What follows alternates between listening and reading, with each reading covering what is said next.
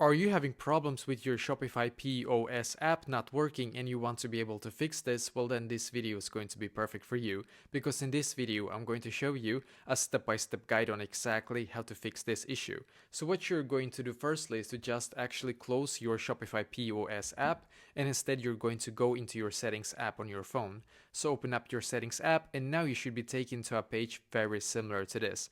Now what you're going to do on this page is to just scroll down in here, and then you're going to click where it says general. So click on general.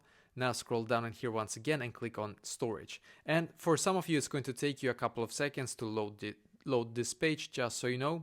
And in here, we're just going to click on the search symbol in the top right corner. So click on the search symbol. Now you're going to search for Shopify in here and click on the Shopify POS app, obviously. Then you're going to click on Offload app in here, and once again click on Offload app. Just wait a couple of seconds for this, for it to load, and then click on the blue button where it says reinstall the app.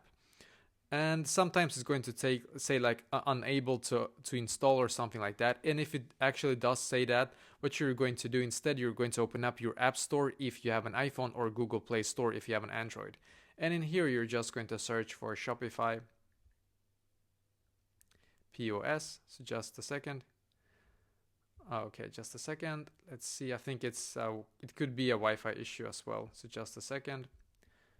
I will be able to fix it very quickly here. So I think I should be connected now. So I'm just going to go into my app store here now. Once again, I'm going to search for Shopify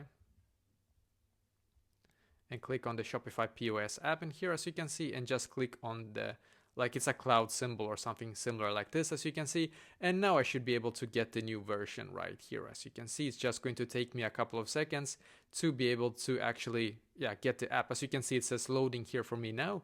And basically now when it's done, you can just go back into your app, and hopefully this will be able to fix that bug for you, because this actually fixed it for me, and I hope that this will be able to fix it for you as well.